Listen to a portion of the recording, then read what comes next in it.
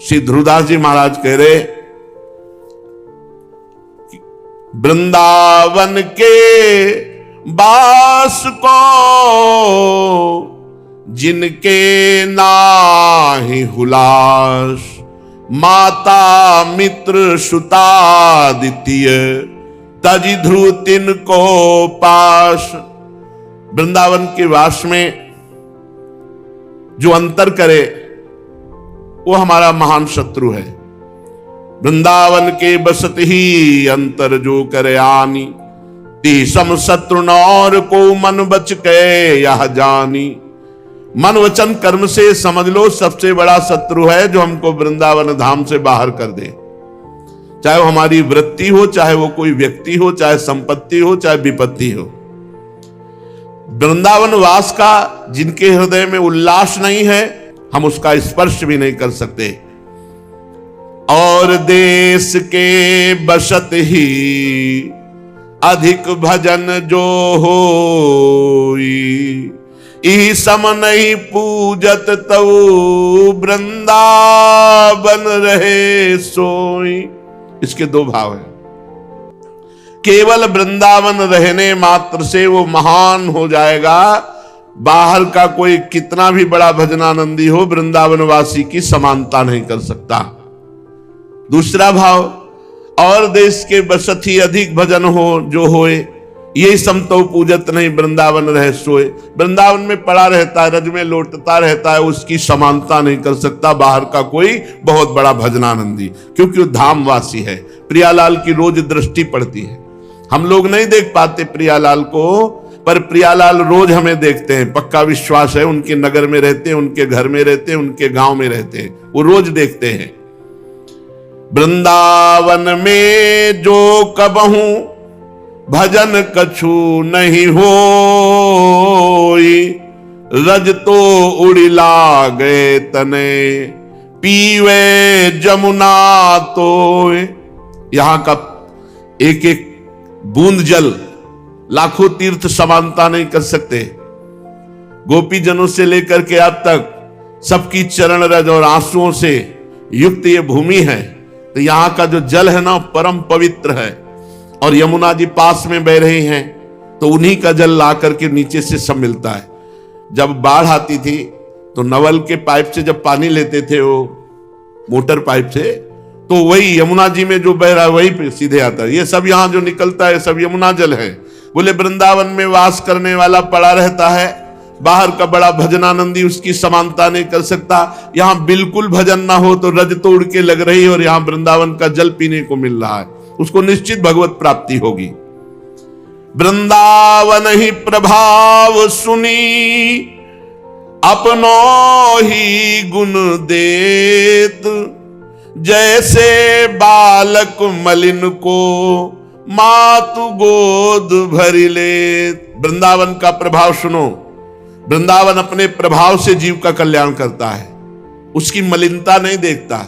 जैसे मां बालक की मलिनता ना देखकर मेरा बालक है इस भाव से उठा लेती है गोद में और उसको परम पवित्र कर देती है, ऐसे ही मेरे शरणागत हैं, ये धामवासी हैं। इस प्रभाव से वृंदावन अपने प्रभाव से उसे निर्विकार करके प्रियालाल के प्रेम में डुबो देता है।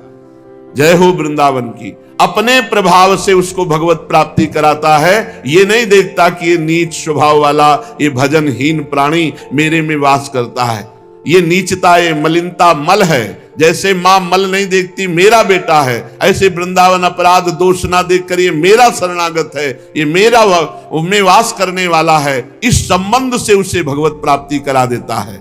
और ठाव जो जतन करे होत भजन तऊ नाही, हिया फिर स्वार्थ आपने भजन गहे फिर बाह।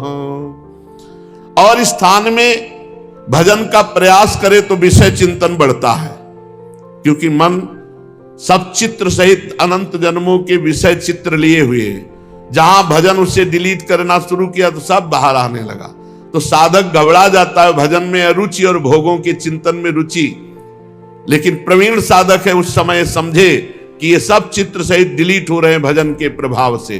तो और जगह तो भजन घसीटना पड़ता है और प्रपंच खूब छा जाता है, और यहां तो पड़ा रहे तो स्वार्थ में घूम रहा है तो भजन हो रहा है।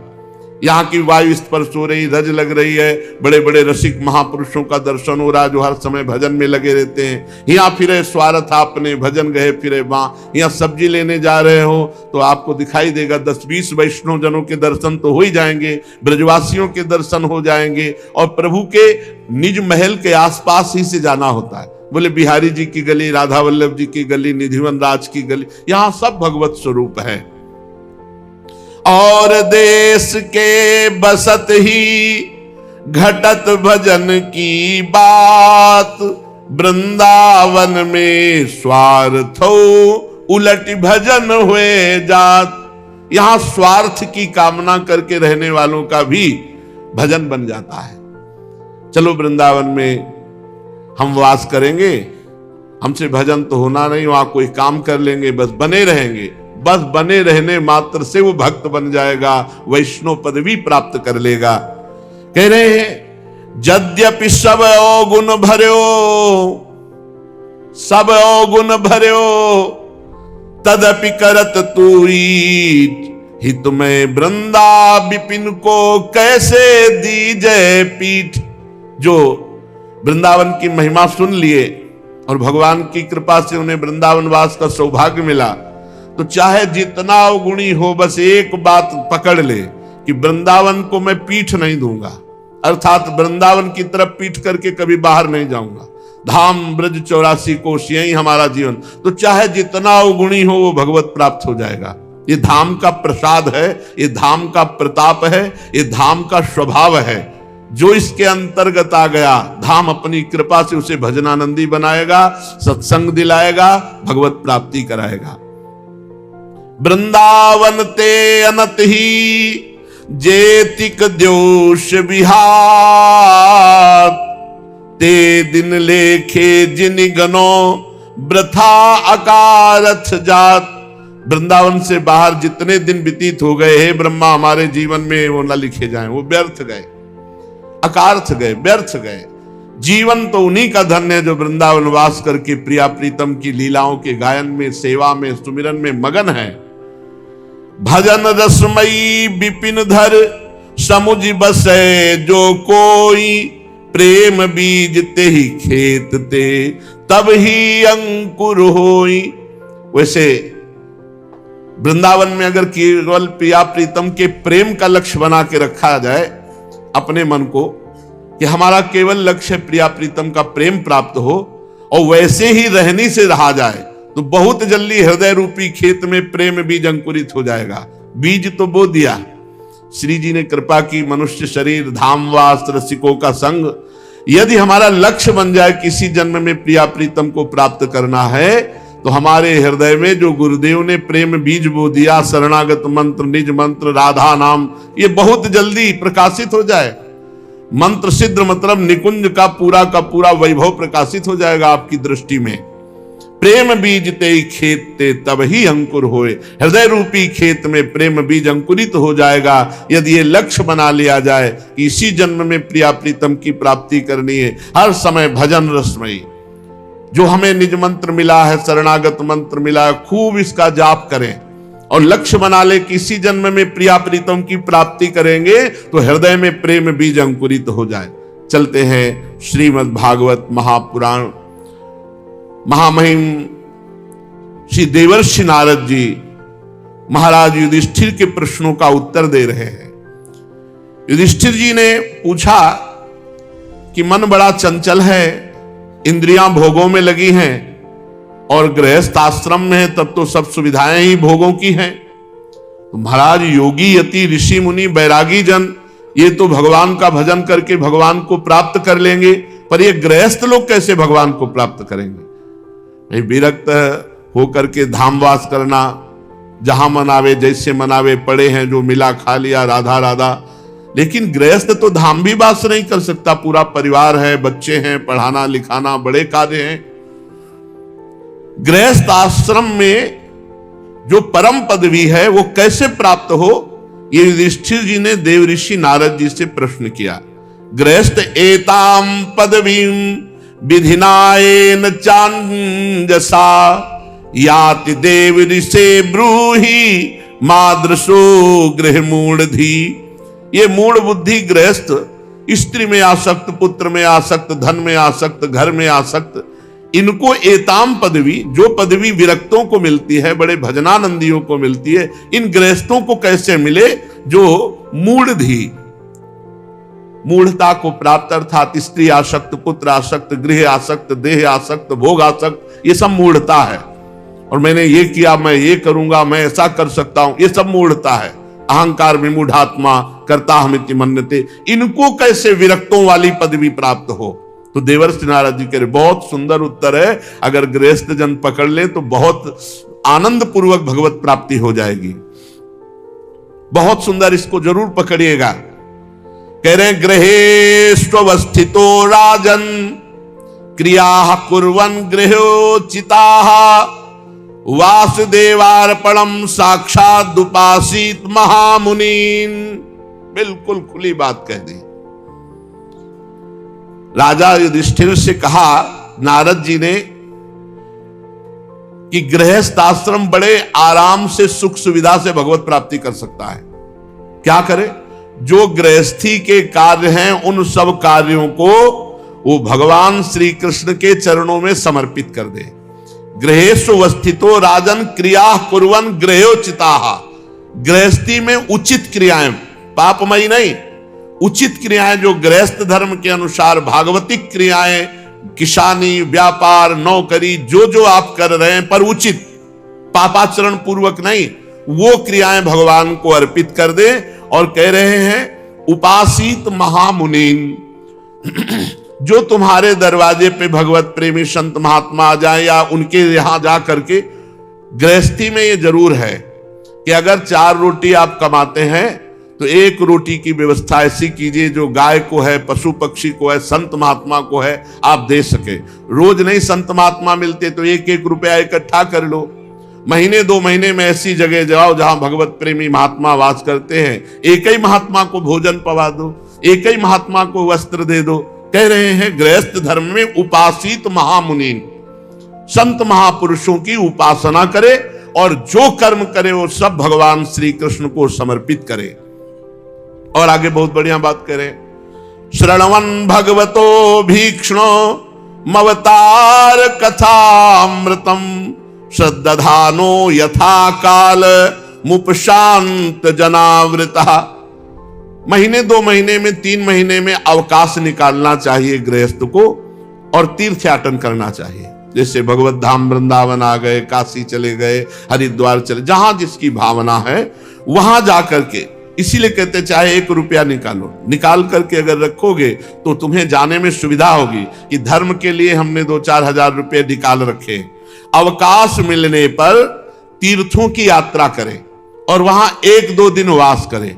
और श्रवण भगवतो भीक्ष्णो अवतार कथामृतम, भगवान की जहां चर्चा हो रही हो वहां जाकर सुनना चाहिए। संत महात्माओं का नशा होता है भगवान की चर्चा करना। तो जहां तीर्थों में गए तो कहीं ना कहीं भगवत चर्चा हो रही होगी, पूछना चाहिए यहां कहां सत्संग होता है, कहां भगवत चर्चा होती, जाकर वहां सत्संग में बैठो, भगवत चर्चा सुनो। 2 महीने में, 3 महीने में किसी न किसी तीर्थ स्थान का 1-2 दिन सेवन करो। और कह रहे सत्संगा क्षण कई संग मात्म जायात्म जादिशु, बड़े ध्यान से सत्संग सुनो। जब आप सत्संग सुनोगे तो आपके अंदर विवेक होगा, जब विवेक होगा तो स्त्री आसक्त, पुत्र आसक्ति, धन आसक्ति, घर आसक्ति ये क्षीण होने लगेगी। शरीर में, स्त्री में, पुत्र में, धन में जो आसक्ति है वो सत्संग से सुने हुए विवेक से धीरे धीरे छूटती जाती है। और एक दिन उसे निश्चय हो जाता है कि सब कुछ छूट जाएगा, तो उसके हृदय में लक्ष्य बन जाता है भगवत प्राप्ति। देवर्षि नारद जी ने उपाय बताया, जो भी कर्म करते हो पवित्र कर्म करो, भगवान को समर्पित करो। संत महापुरुषों की सेवा करना गृहस्थ का परम धर्म है। आपके पास बिल्कुल नहीं है, कुछ नहीं है, तो 1 दिन का भोजन छोड़ दीजिए, उपवास कर लीजिए, आप किसी संत को पवा दीजिए। 2-4 महीने में इतना अर्थ एकत्रित कर लीजिए कि आप समीप के तीर्थ स्थान में जा सके और वहां भगवत चर्चा सुने, सत्संग सुने। सत्संग से विवेक उत्पन्न होता है और विवेक से घर परिवार की आसक्ति नष्ट होती है, और आसक्ति क्षीण होने पर यह दृढ़ निश्चय होने लगता है कि सब कुछ छूट जाएगा, तो जीवन का परम लक्ष्य है भगवत प्राप्ति। बुद्धिमान पुरुष को आवश्यकता के अनुसार ही घर और शरीर और परिवार का सेवन करना चाहिए। बाहर से खूब प्रेम वाला व्यवहार करे, वो अंदर से भगवान का नाम जप करे, भगवान से प्रेम करे, सोचता रहे कि पता नहीं किस समय पुत्र चला जाएगा या पत्नी चली जाएगी, क्योंकि ये सब नियत समय के लिए इस मृत्यु लोक में आए हुए हैं। अंदर से भगवान का नाम जप करे और बाहर से सबसे व्यवहार ऐसा करे जैसे बहुत प्रेमी आदमी है, और अंदर से किसी से प्रेम ना करे, अंदर से एकमात्र भगवान से प्रेम करे। बाहर साधारण पुरुष जैसा व्यवहार रखे और अंदर से असाधारण भक्ति का भाव रखे। माता पिता भाई बंधु पुत्र मित्र जाति वाले रिश्तेदार नातेदार, ये सबसे प्रेम करे, ममता किसी से ना करे।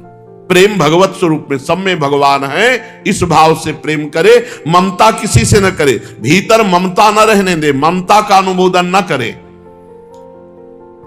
बुद्धिमान पुरुष वर्षा आदि के द्वारा होने वाले अन्न आदि से, पृथ्वी से उत्पन्न होने वाले स्वर्ण आदि से, अकस्मात प्राप्त होने वाले द्रव्य आदि से और सब प्रकार से जो धन वस्तुएं हैं, ये माने कि मेरे भगवान ने मुझे सेवा के लिए दिया है। परिवार की सेवा, संत सेवा, तीर्थ यात्रा, सत्संग श्रवण, प्रारब्ध के अनुसार जो तुम्हें मिला है उसी में राजी रहो। अरबपति बनने की चिंता मत करो, नहीं तो परेशान हो जाओगे, अधर्म में रति हो जाएगी और आपका चैन शांति ये सब खो जाएगा। जितना प्रभु ने दिया है उतने में ही हमारा काम चल जाए। जथा लाभ संतोष सदा काहू सो कछु न चाहोगो, ऐसे गृहस्थ को भगवत प्राप्ति हो जाती है। कैसे गृहस्थ को? जितना दिया है उतने में संतुष्ट है, जो कर्म करता है भगवान को अर्पित करता है, नाम जप करते हुए माता पिता परिवार की सेवा करता है और कुछ अर्थ एकत्रित करता रहता है। 2-4 महीने में तीर्थ यात्रा, धाम यात्रा, सत्संग आदि श्रवण करके भगवान के नाम में जीवन को समर्पित कर दिया, वो भगवत प्राप्त हो जाता है।